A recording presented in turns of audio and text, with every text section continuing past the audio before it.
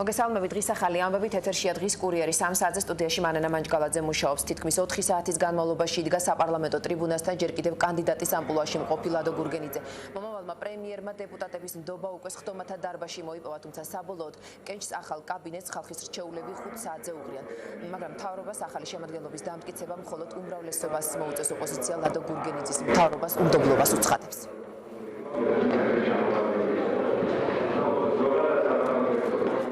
ბაღაშვილი იყოფება პარლამენტში, თამარ ოპოზიციის წევრების ხდომას არ ესწრებოდნენ, იყო თუ არა მწვავე და საინტერესო კითხვები უმრავლესობის მხრიდან. კითხვები იყო საინტერესო, თუმცა არა მწვავე. უმრავლესობის წევრების ძალიან დიდი ნაწილი მივიდა მიკროფონებთან და დაუსვეს შეკითხვები ლადო გურგენიძეს იმ მოხსენების შემდეგ, რომლითაც ის გამოვიდა დეპუტატების წინაშე. დაახლოებით 40 წუთიანი მოხსენება, რომელიც ორიენტირებული იყო ძირითადად რეფორმების გაგრძელებაზე და სოციალურ პოლიტიკაზე. ამის შემდეგ დეპუტატებს აინტერესებდათ უკვე უფრო კონკრეტულად ის გზები, რომლითაც მთავრობა ამ პროგრამის განხორციელებას აპირებს. მთავარი რაც ისმოდა პარლამენტის ხდომათა დარბაზში დეპუტატების მხრიდან ეს იყო მხარდაჭერა ლადო გურგენიძისადმი და მთავრობის მთელი შემადგენლობისადმი. დეპუტატები ამბობდნენ, რომ დღევანდელი პროგრამა მათთვის სრულად მისაღებია და ამიტომ მთავრობის ახალ შემადგენლობას მხარდაჭერას დაპირდნენ. თქვენ პირადად თქვენ და იმ გუნდს, რომელიც წარმოდგენილია, ნდობა უკვე გამოუცხადა საზოგადოების დიდმა ნაწილმა. ჩვენთვის პირადად და თქვენთვისაც ალბათ საზოგადოების მიერ გამოცხადებული ნდობა გაცილებით უფრო მნიშვნელოვანია, ვიდრე ის თუნდაც ძალიან მნიშვნელოვანი პროცედურა, რომელიც ტარდება დღეს პარლამენტში. მე ხედავ, რომ საზოგადოება ძალიან დიდი მედებს ამყარებს თქვენზე და მინდა გისურვოთ, რომ თქვენი ყოველთვის ისე სჯეროდეთ ამ ხალხს, როგორც სჯერათ დღეს, როგორც დარწმუნებულები არიან დღეს, რომ თქვენ იქნებით წარმატებული და თქვენთან ერთად ეს სახელმწიფო იქნება წარმატებული. მოდით დღის წინ ვნახე როგორ შეიძლება გაგეპაროს ქართული სახელმწიფო. მე დარწმუნებული ვარ, რომ ჩვენ ერთად ამას არ დავუშვებთ და მივიღებთ იმ ზარალს, რაც აქვს პოლიტიკაში ყოფნას, მაგრამ სამაგიეროდ ჩვენი შვილები მიიღებენ იმ ხეირს, რომ მათ სახელმწიფოში იცხოვრებენ. ამიტომ ბატონ ლადო, მე ბატონი ნინო, საქართველოს პარლამენტი ყოველთვის მზათა ვართ, რომ ჩვენ ყველა ზარალი მივიღოთ, მაგრამ გავიტანოთ ეს გზა, რასაც ამ ხელისუფლებაში მოსვლიდან დაწყებული პრეზიდენტი, პრემიერ-მინისტრი ჟვანია, პრემიერ-მინისტრი ნოღაიდელი ვაკეთებდით და კიდევ უფრო მეტი უნდა გავაკეთოთ, იმიტომ რომ ის გზავნილი, რომელიც თქვენ ბრძანეთ, რომელიც ჩვენ მივიღეთ, როგორც ჩანს, კიდევ ერთი იმპულსი უნდა იყოს, რომ კიდევ უფრო ცოტა დრო გვაქვს, ვიდრე ეს ჩვენ გონია. დიდი მადლობა და წარმატებას გისურვებთ. გქონდეთ ჩვენი იმედი, ჩვენ გვაქვს თქვენი იმედი. ძალიან ნასიამოვნები ვარ იმ კონსტრუქციულობით, რაც დღეს უფევდა აქ, რისთვისაც დიდი მადლობა მინდა ყველას გადაგიხადოთ. მე მგონია, რომ ჩვენ ძალიან კარგად შევეწყობით ერთმანეთს, შევძლოთ ძალიან კარგად ერთად მუშაობას. ეს შევეხება არა მარტო მე, არამედ აი ამ შემადგენლობას, მინისტრთა კაბინეტისა და პარლამენტისა, რა თქმა უნდა. ჩვენ ყოველთვის ვიქნებით აბსოლუტურად ღია, გახსნილი, კონსტრუქციული, ხელმისაწვდომი, პრინციპული იმ საკითხებში, მათ შორის იდეოლოგიურ საკითხებში, რომელთა ასე ვთქვათ დათმობა არამს და არამს არ შეიძლება. მთავრობის ადეკვატური მუშაობა, გუნდური მუშაობა და ადეკვატური პასუხი ყველა იმ გამოწვევებზე, რაც ამ დროისთვის დგას მთავრობის წევრების წინაშე. ეს იყო მთავარი, რასაც როგორც პარლამენტის წევრები, ასევე მინისტრთა კაბინეტის წევრები აღნიშნავდნენ. დღეს ასევე პარლამენტში მოსული იყო კახა ლომაია, განათლების უკვე ყოფილი მინისტრი და მან პარლამენტს და მინისტრთა კაბინეტს მადლობა გადაუხადა თანამშრომლობისთვის. მან ასევე აღნიშნა, რომ ეს იყო მისი ბოლო ვიზიტი პარლამენტში, როგორც უკვე მინისტრის რანგში, როგორც ყოფილი მინისტრი დღეს აქ მოვიდა, თუმცა მთავრობის დანარჩენი წევრები, ახალი მინისტრთა კაბინეტის წევრები ამბობენ, რომ ახალ პრემიერ-მინისტრთან ერთად ისინი შეძლებენ ზუსტად შეასრულონ ის პროგრამა, რაზეც მის გამოსვლაში იყო საუბარი. დღეს აქ მოვედი იმისათვის, რომ ამ რანგში ბოლოჯერ ვარ პარლამენტში, მადლობა მინდა გადამეხადა მე თქვა მთლიანად საპარლამენტო უმრავლესობისთვის, პარლამენტის სპიკერისთვის, საპარლამენტო განათლების საპარლამენტო კომიტეტის და ყველა კომიტეტის თავმჯდომარისადმი, უმრავლესობისადმი. მე ვფიქრობ, რომ განათლებისა და მეცნიერების რეფორმაში სფეროში უმნიშვნელოვანესი რეფორმები გატარდა და გაგრძელდება და ყველაფერი ეს იყო ერთობლივად მინისტრთა კაბინეტის, საპარლამენტო უმრავლესობის და პრეზიდენტ სააკაშვილის ერთიანი ძალისხმევა და ჩვენი საზოგადოების, რა თქმა უნდა, და მინდა ვთქვა, რომ ყველა ეს პროგრამა გაგრძელდება, მაგრამ გარდა ამისა, რა თქმა უნდა, ყველა ამ პროგრამაში ძალიან მნიშვნელოვანი სოციალური კომპონენტი გაჩნდება. თქვენ იცით, უკვე გამოაცხადა ბატონმა ლადო გურგენიძემ, რომ ეს არის საგრძნო ბიმატება და ზრდა ხელფასების და მთლიანად სასკოლო დაფინანსების. ეს არის თითეული მასწავლებლის, დაახლოებით 70,000 მასწავლებელი ყავს საჯარო სკოლებში, მათი სრული სამედიცინო დაზღვევა და რა თქმა უნდა, ეს გახლავთ გაგრძელება ყველა იმ სკოლების აღდგენა, ახალი სახელმძღვანელოები, ახალი პროგრამები, ერთიანი ეროვნული გამოცდები, ისე რომ ქალბატონი მაია მიმინოშვილი, რომელიც ამ რეფორმების გუნდის ერთ-ერთი ყველაზე აქტიური წევრი იყო, უკვე როგორც პრემიერ გურგენიძის კაბინეტის წევრი გააგრძელებს ყველაფერ ამას და რაც შეეხება მთავრობის მუშაობას, ძალიან კარგად ისაუბრა პრემიერ-მინისტრობის კანდიდატმა. მან ისაუბრა აქცენტი გააკეთა, სწორი აქცენტი გააკეთა იმ მიმართულებებზე, რაც ჩვენ გავაგრძელებთ მუშაობას. სიახლეებიც იყო, მე მივესალმები იმ ოპტიმიზმს, იმიტომ რომ ოპტიმიზმის გარეშე წინსვლა წარმოუდგენელია, ჩვენ ყველანი უნდა ვიყოთ ოპტიმისტები და ვართ ჩვენი ქვეყნის მომავალზე და რაც თავარია, არა გვაქვს არანაირი სიძნელე და შიში იმისა, რომ ავიღოთ პასუხისმგებლობა ამ ქვეყნის მომავალზე. მიხარია მე პირადად, რომ აი ესე გულდასმით მოხდა იმ პრობლემატიკის განხილვა, რომელიც ჩვენ დავაყენეთ. მე მართლაც ვცადე, რომ ყოფილიყავი მაქსიმალურად კონკრეტული.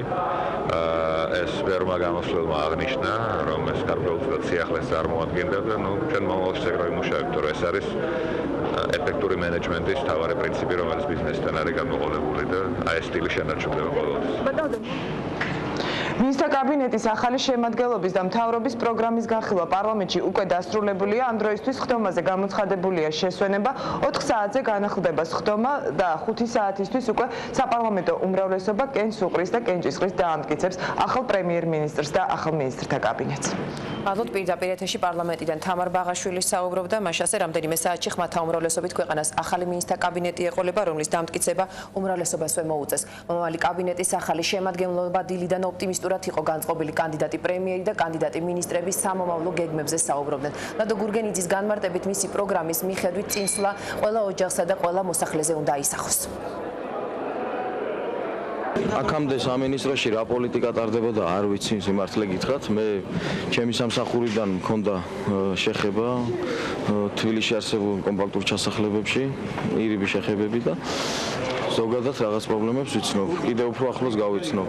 ეხლა მე სამინისტრო შიდა პროცედურები ამ ეტაპზე ნამდვილად ნაკლებად მაინტერესებს, თავარია რომ როგორც კი მომეცემა ლეგიტიმური უფლება, მე დავიწყო დევნილებთან შეხვედრა და მათთან ურთიერთობა. პირველი ჩემი გეგმა არის ეს და მერე გზადაგზა გამოჩნდება გასაკეთებელი საქმეების ნუსხაც. ჩემთვის ორივე კანდიდატურა რა თქმა უნდა მისაღებია, გამომდინარე იქიდან რომ ორივე კანდიდატურას ვიცნობთ, მათი გაკეთებული საქმეები გვინახავს. ქალბატონი მაია არის ის ადამიანი, ვინც ძალიან დიდი წვლილი შეიტანა იმ ძალიან დიდ ცვლილებაში, რომელიც მოხდა ეროვნულ გამოცდებთან დაკავშირებით.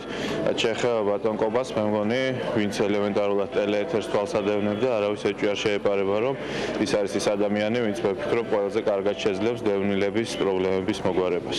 ახალი სოციალური პოლიტიკის ძირითადი კომპონენტები გახმოვანდა ამ ბოლო დღეების მანძილზე. მოკლედ გავიმეორებ იმას, თუ რაზეა საუბარი.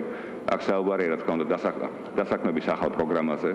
ჩვენ არ ვამბობთ, რომ ეს ახალი პროგრამა, რომელიც აი ამ დღეებში უკვე ჩაერთვება, არის, რა თქმა უნდა, ოპტიმალური და იდეალური, თუმცა გაუმჯობესებულია შარშანდელთან შედარებით და ერთის მხრივ იმედს ვიტოვებ და გარწმუნებთ იმაში, რომ გაგრძელდება მსგავსი პროგრამები, მეორეს მხრივ, რა თქმა უნდა, ჩვენ მათ უფრო და უფრო დავხვეწავთ პირველ რიგში ქართულ ბიზნესთან ერთად.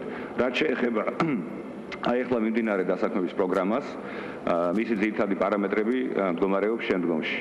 ესე იგი, 1-დან 15 დეკემბრამდე სიღარიბის ვარს მიღმყოფ მოქალაქეებს 25-დან 60 წლის ასაკის ჩათვლით თბილისში, რუსთავში, ბათუმში, ქუთაისში და ფოთში შეეძლება დარეგისტრირდნენ დასაქმების ცენტრებში. 15-დან 30 დეკემბრის ჩათვლით ისინი ვის დარეგისტრირდებიან 100,000 ადამიანის ოდენობით მიიღებენ ერთჯერად 200 ლარის სტიპენდიას. ამ წუთებში კი საარჩევნო კოდექსში ცვლილებებთან დაკავშირებით განცხადებას აკეთებს ვიცე-სპიკერი მიხეილ მაჭავარია. პარლამენტს და ბრიფინგს ჩვენ პირდაპირ ეთერში ვთავთ. ხალხისთვის მიწოდება მე ვთვლი არის ყველაზე მთავარი ინფორმირება თუ რა გავაკეთეთ იმისთვის რომ ყველა იყოს დარწმუნებული როგორც ჩვენი თანამოქალაქე, ჩვენი ოპონენტი, ჩვენი კეთილსურველი, რომ საქართველოს პარლამენტმა დროულად მიიღო ცვლილებები, რომლებიც უზრუნველყოფენ საპრეზიდენტო არჩევნები 2008 წლის 5 იანვარს ჩატარდეს გამჭირვალედ. ეს არის ყველაზე მთავარი მოთხოვნა. მოგეხსენებათ, რომ ჩვენი კოლეგები აყენებდნენ ოპონენტები ცენტრალურ საარჩევნო კომისიის პარტიული წესით დაკომპლექტებას. მიუხედავად იმისა, რომ ამ მოდელს აქვს თავისი სუსტი წერტილები და ჩვენ მანამდე მუშაობდით მოდელით, როდესაც 7 კანდიდატი შერჩევითი კომისიით შემოდიოდა პრეზიდენტის წარდგინებით და მას ირჩევდა პარლამენტი. პარლამენტი, ვინაიდან პარლამენტი არის ორგანო, სადაც არის ყველა პოლიტიკური ჯგუფის წარმომადგენლები, მაგრამ ჩვენი ოპონენტები ამბობდნენ, რომ ამ პარლამენტში უმრავლესობა არის ნაციონალური მოძრაობის და ამიტომ ეს 7 კანდიდატურა, როგორც წესი, ნაციონალური მოძრაობის მხარდაჭერით კომპლექტდებოდა. ჩვენ დღეიდან შევცვლით კანონს, უყრით კენჭ საღამოს და ახალი ვარიანტი იქნება, რომ 6 კანდიდატს აირჩევს პრეზიდენტის წარდგინებით პარლამენტი, ხოლო დანარჩენ 7 კანდიდატს დანიშნავს ერთს ნაციონალური მოძრაობა, ლეიბორისტები ერთს, კონსერვატორები ერთს, რესპუბლიკელები ერთს, მეწველები ერთს, ახლები ერთს და თავისუფლება ერთს. ანუ ყველა პოლიტიკურ ძალას, რომელიც არის ეგრეთ წოდებული კვალიფიციური და პოლიტიკური ძალა და ის სახელმწიფო ბიუჯეტიდან ღებულობს დაფინანსებას, ექნება საშუალება ცენტრალურ საარჩევნო კომისიაში დანიშნოს თავის წევრი. მე იმედი მაქვს, რომ ამის შემდეგ ჩვენი კოლეგები აღარ ისაუბრებენ, რომ შეიძლება იყოს პრობლემები CSGO-ში, მათ არ ქონდეთ ინფორმაცია და ვერ მიიღონ ამა თუ იმ გადაწყვეტილებაში მონაწილეობა. და მე ახლა გეტყვით, როგორი არის გარანტიები პარტიების, ანუ ოპოზიციური პარტიებისა, რომ ის აუცილებლად უნდა იყოს მონაწილე გადაწყვეტილებების მიღებაში. ამავდროულად იყო ცენზი, რომ საარჩევნო ადმინისტრაციის მოხელე სერტიფიკატი უნდა ქონოდა და ჩვენ ხსნით ამ სერტიფიკატს. ანუ რო არ შეუქმნათ პოლიტიკურ პარტიებს ბარიერი და უთხრათ, რომ კი შემოიყვანეთ CSGO-ში, მაგრამ სერტიფიკატი თუ არა აქვს, წარმომადგენელს არ ექნება. საუბნო საარჩევნო კომისია ეს ძალიან მნიშვნელოვანია, მინდა იცოდეთ, რომ საუბნო საარჩევნო კომისიაში დღევანდელი კანონითაც 9 წევრიდან 4 იყო ოპოზიციის წარმომადგენელი. ეს იყო 2 მრეწველი ახალი და 2 ლეიბორისტი. ნუ მოგეხსენებათ, აქაც იგივე კონფიგურაციაზე გადავდივართ. საუბნო საარჩევნო კომისია, ანუ სადაც ხდება საარჩევნო პროცედურები, სადაც ზუსტდება სიები, სადაც ხდება ბიულეტენების ასე ვთქვათ, მომზადება, შემდეგ გადაცემა ამორჩეველზე და ბიულეტენ კენჭის ყრა, აქაც იქნება იგივე პრინციპი. 6 დაინიშნება საარჩევნო კომისიის მიერ, ხოლო დანარჩენ 7 წევრს დანიშნავს პოლიტიკური პარტიები. ანუ ამითი კიდევ ერთხელ მინდა გითხრათ, რომ საუბანშიც ყველა პოლიტიკურ პარტიას აი ამ ჩამოთვლის ლეიბორისტები, კონსერვატორები, რესპუბლიკელები, მრეწველები, ახლები, თავისუფლება, ნაცმოძრაობა ექნება გარანტიები, რომ ისინი მონაწილეობენ საარჩევნო პროცესში.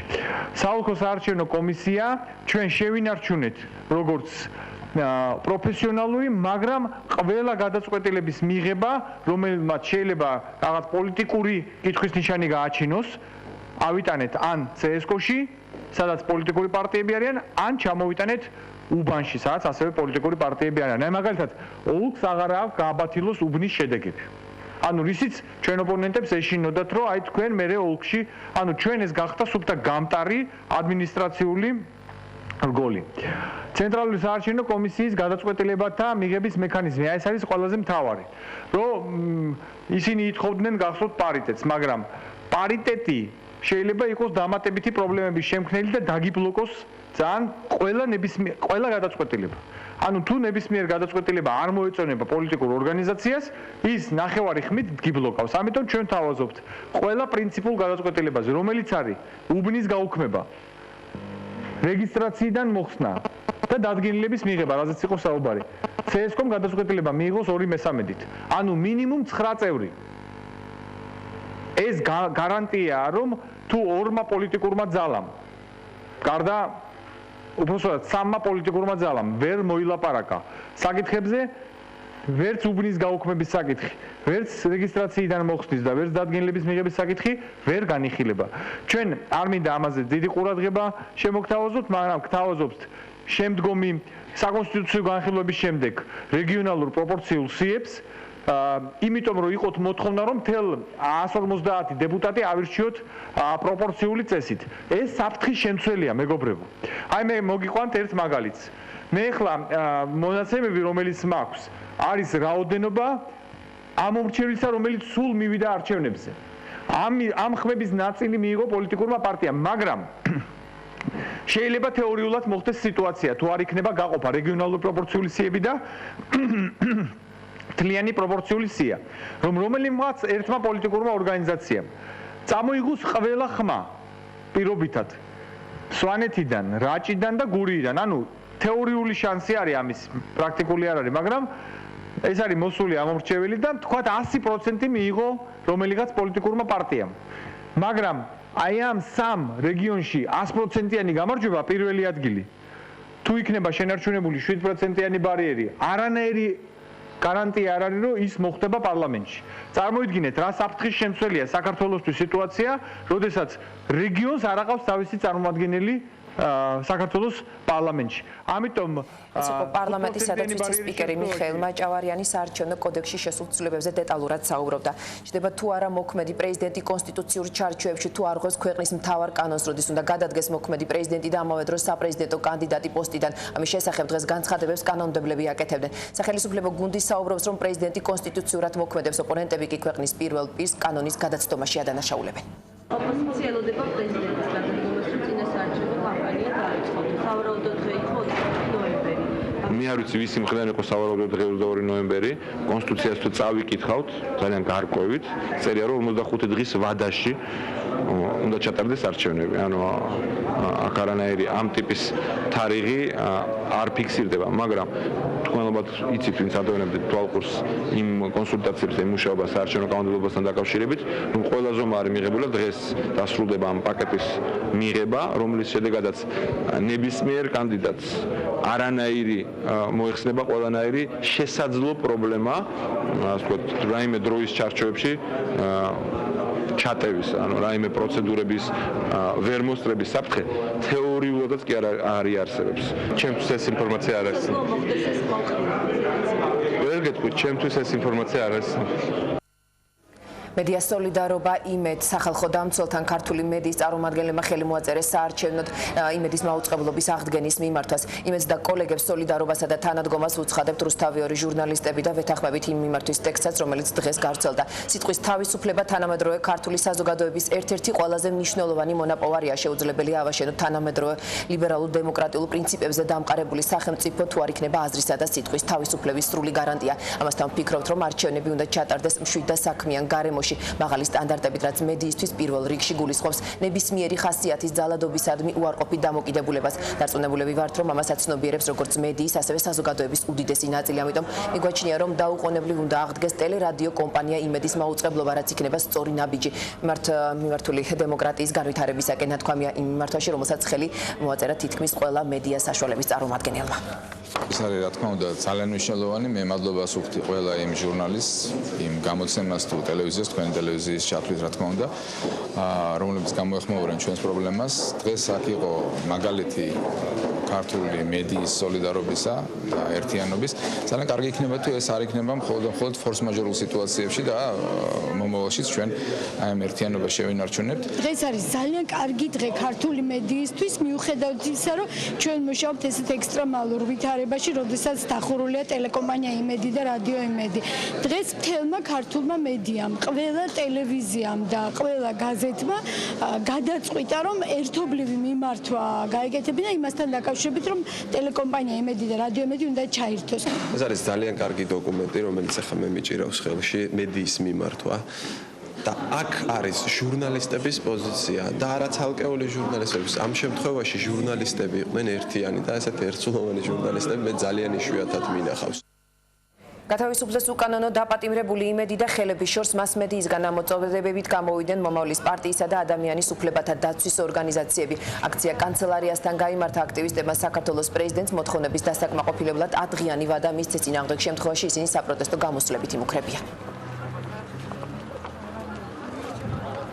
აქცია არის გამაფრთხილებელი ხასიათის. თუ უახლოეს დღეებში არ აღსდგება ტელეკომპანიის ფუნქციონირება, მაშინ ჩვენ მივმართავთ ფართომასშტაბიან აქციებს. ამასთან ერთად ვაცნობებთ ყველა საერთაშორისო ორგანიზაციას, რათა გამოეხმაუროს ტელეკომპანიისა და რადიოს დახურვის ფაქტს. და ყველა ამას ლაპარაკობს, რატო შეწყდა იმედის გადმოცვა. ყველას გსურს ეს. თუ ამას არ გაამართლებ, ალბათ მთელი საქართველოს დაგდება ფეხზე და ამაზე აქციებს ჩაატარებენ. საქართველოს პრეზიდენტობის კანდიდატების რისკს შესაძლოა კიდევ ერთი კანდიდატი შეემატოს. კაცი, რომელსაც მოსახლეობა პრაქტიკულად სახეზე არ იცნობს, თუმცა კარგად არის ცნობილი მისი ქველმოქმედება. რუსული სააგენტოების ინფორმაციით პრეზიდენტის პოსტზე კანდიდატების დასახელების ბოლო დღეს ბიზნესმენსა და მეცენატს ბიძინა ივანიშვილს წარადგენენ. რუსული წყაროების მიხედვით მოლაპარაკება ივანიშვილთან პატარკაციშვილს აქვს. მოლაპარაკებაში ჩართულია საჩხერის მაჟორიტარი დეპუტატი ვალერი გელბახიანიც. გავრცელებული ინფორმაციით შერისხულმა პატარკაციშვილმა არჩევანი ივანიშვილზე გააკეთა და მასთან ერთად საპრეზიდენტო კარტის გათამაშებას გეგმავს. ნათქვამია, რომ დიდი ფულის გარდა ბიზნესმენებს ისიც აკავშირებთ, რომ მათ კაპიტალი სწორედ რუსეთში დააგროვეს. შეგახსენებთ, ეს ინფორმაცია რუსულმა სააგენტოებმა გაავრცელეს. უკვე ცნობილი კანდიდატებიდან მხარდაჭერ პარტიებს ხვდება პრეზიდენტობის კანდიდატი დავით გამყრელიძე. ის ამ წუთებში ეროვნულ დემოკრატიულ პარტიაში იმყოფება, რა პრინციპით უცხადებს მხარდაჭერას ედეპე გამყრელიძეს, ამას ნათია გოგსაძისაგან შევიტყობთ. ნათია, გასაგებია, მრეწველების გადაწყვეტილება ისინი ძველი პარტნიორები არიან, მაგრამ რატომ გამყრელიძე და არა ვთქვათ ეროვნული საბჭოს კანდიდატი გაჩეჩილაძე, ანა თელაშვილი, რასაც ცხადებენ ედეპეს წარმომადგენლები? ედეპეს წარმომადგენლები აცხადებენ, რომ მათ ახალ მემარჯვენეებთან იდეური თანხმედრა აკავშირებთ, მათ დიდი ხანია კონსულტაციები აქვთ ერთმანეთში და გადაწყვეტილება ამჯერად უკვე ხელშეკრულების საფუძველზე გააფორმეს. დღეს ედეპეს ოფისში მოვიდა დავით გამყრელიძე და მან ბაჩუკი ქარდავასთან ერთად პარტიებს შორის თანამშრომლობას მოაწერა ხელი. დავით გამყრელიძე დღეს იხსენებდა იმასაც, რომ მან პირველი ნაბიჯები პოლიტიკაში სწორედ გია ჭანტურიას დახმარებით გადადგა. ჩვენ ხელი მოვაწერეთ პოლიტიკურ შეთანხმებას ჭიდრო თანამშრომლობის შესახებ, პოლიტიკური ალიანსის შესახებ და ეს არ ემსახურება მხოლოდ ამ არჩევნებს, ეს არ ემსახურება არც მომავალ საპარლამენტო არჩევნებს, არამედ ეს ემსახურება იმას, რომ საქართველოში კიდევ უფრო გაძლიერდეს მემარჯვენე ცენტრისტული მოძრაობა, კიდევ უფრო გაძლიერდეს პოლიტიკაში ქრისტიანული მორალი, გაძლიერდეს ის პრინციპები, რომლებსაც ჩვენი წინაპრები, ჩვენი სახელოვანი წინაპრები წლების განმავლობაში ცდილობდნენ, რომ დაემკვიდრებინათ ქართულ რეალობაში და ქართულ სახელმწიფოში. ბოლონდროინმა პოლიტიკურმა პროცესებმა დაგვანახა, რომ გარდა პოლიტიკური და იდეური ხედვისა ჩვენ გვაქვს ერთნაირი ტაქტიკა და სხვა არაფერი არ დაგვრჩენია დღეს, აი ამ ყველა ნაბიჯის გადადგმის შემდეგ იყო დარჩენილი მხოლოდ ერთობა და აქეთკენაც ნაბიჯი გადადგმულია. ამ ოფიციალური განცხადებების შემდეგ დავით გამყრელიძე უკვე გახდა ისევე როგორც ახალი მემარჯვენეების მრეწველების, ასევე ედეპეს საპრეზიდენტო კანდიდატი. მანამდე ის შეხვედრას მართავდა თავის უკვე ძველ პარტნიორებთან, მრეწველებთან შეხვედრისას მათ ოფისში გამოჩნდა რუსი ჟურნალისტი, სრულიად შემთხვევით რუსი ჟურნალისტი ლეონიდ პარფიონოვი, რომელიც საქართველოში ჩამოვიდა კიდევ ერთხელ სტატიის მოსამზადებლად. ის ყოველთვის ჩამოდის ხოლმე თბილისში, მაშინ, როდესაც საქართველოში არის საკმაოდ კრიტიკული ვითარება. ამჯერადაც ის ამზადებს წინას არჩევნად შექმნილ სიტუაციასთან დაკავშირებით ვრცელ სტატიას русული Newsweek-ისთვის. Мне неловко говорить как какому-то политическому комментатору, да, и как давать оценки. Но, по крайней мере, это совершенно очевидно, что трудность пути всего постсоветского пространства, кроме, может быть, стран Балтии, к демократии, это самое мягкое, что можно сказать по поводу этих событий. Конечно, это в чем-то перекликается с какими-то московскими событиями, с какими-то нашими представлениями о том, как все мучительно и непросто происходит. Вот. Есть вещи, конечно, настораживающие, вот, но мне бы не хотелось давать оценок, да, ну, как-то последнее дело русскому учить грузин. Слишком много охотников этому и без меня в Москве. ლეონიდ პარფიონოვი ალბათ თავის შეფასებებს მოგვიანებით თავის ბეჭდურ გამოცემაში გაავრცელებს. ის საქართველოში რამდენიმე დღეს დარჩება, რაც შეეხება პოლიტიკურ პარტიებს და მათ გეგმებს, ახალი მემარჯვენეები რამდენიმე დღეში უკვე ყრილობის გამართვას აპირებენ. ალბათ პირდაპირ ეთერში ნათია გოგსაძე საუბრობდა. დავით გამყრელიძეს ჯერჯერობით ორი პოლიტიკური პარტია უცხადებს მხარდაჭერას ძველი პარტნიორები და მრეწველები და ახალი მხარდაჭერებიდან ეროვნული დემოკრატიული პარტია დილითი საპრეზიდენტო კანდიდატად თოფაძის პარტიამ გამოაცხადა. უფრო კონკრეტულად ერთიანი საარჩევნო გეგმების შესახებ საუბარს ხელმეორედ ბლოკად გაერთიანებული ახლები და მრეწველები ყრილობაზე გეგმავენ. ჩვენ დღეს კიდევ ერთხელ ვადასტურებთ ჩვენს პოლიტიკურ ერთობას, ჩვენ პოლიტიკურ ბლოკს და ეს არის არამხოლოდ აი ამ საპრეზიდენტო არჩევნებისთვის, არამედ ეს არის მომავალი საპარლამენტო არჩევნებისთვის, რომლის იმედიც გვაქვს, რომ აპრილში გაიმართება და ჩვენ ვფიქრობთ, რომ წარმატებული იქნება ჩვენი მონაწილეობა თუ ჩვენ ერთობლივად გადავწყვეტთ, რომ მე მივიღო მონაწილეობა ამ არჩევნებში საპრეზიდენტოში 5 იანვარს და წარმატებული იქნება გაზაფხულზე საპარლამენტო არჩევნებშიც. პრიორიტეტი არის პირველ დღიდან საქართველოს გადაარჩენს რეწოლება და სოფლის აღორძინება და მემარჯვენეები ამაზე დგანან ჩვენთან ერთად პირველ დღიდან და ვერც ერთი სხვა პოლიტიკური პარტია ესე გამოკვეთით აქცენტებს არ აკეთებს აი ამ ორ უმნიშვნელოვან პრობლემაზე რა საქართველოსშია. არასამთავრობო ორგანიზაციების საპრეზიდენტო კანდიდატებთან ნაწილდებიან ამერიკიდან დაბრუნებული თანასწორობის ინსტიტუტის თავმჯდომარე ირაკლი კაკაბაძე საპრეზიდენტო არჩევნებში მხარდაჭერას დავით გამყრელიძეს უცხადებს. კაკაბაძე მემარჯვენეების ლიდერს დახმარებას ასპირდება კანდიდატებს შორის მისთვის ყველაზე მისაღები ახლების ლიდერი აღმოჩნდა. კაკაბაძის განცხადებით მთავარი არჩევნებში სააკაშვილის დამარცხება და დღევანდელი მთავრობის შეცვლა. ის 25 ნოემბრის ოპოზიციის აქციაზე მისვლასაც გეგმავს. ინსტიტუტი არ არის პოლიტიკური ორგანიზაცია. იღებს მონაწილეობას სოციალურ პროცესებში აქტიურად და ჰუმანიტარულ პროცესებში. ჩვენ რომ მოქალაქეობრივი პოზიციები გვაქვს, ეს მნიშვნელოვანია. აქედან გამომდინარე, ყველა ადამიანს აქვს თავისი მოსაზრება. ჩვენ ერთად გავაკეთებთ აქციებს, ჩვენ ერთად გავაკეთებთ ძალიან ბევრ რამეს. მე პირადად დავით გამყრელიძეს დავეხმარები, მაგისთვისაც ვარ ჩამოსული და დავეხმარა დავით გამყრელიძეს თავის საარჩევნო კამპანიაში, მაგრამ ამავე დროს მე ძალიან მომწონს ლევან გაჩეჩილაძეს, ამავე დროს მე ძალიან მომწონს სალომე ზურაბიშვილის და სხვაებიც. მე ვფიქრობ, რომ კონკრეტულად დავით გამყრელიძეს ვეხმარები რა. და კიდევ ერთი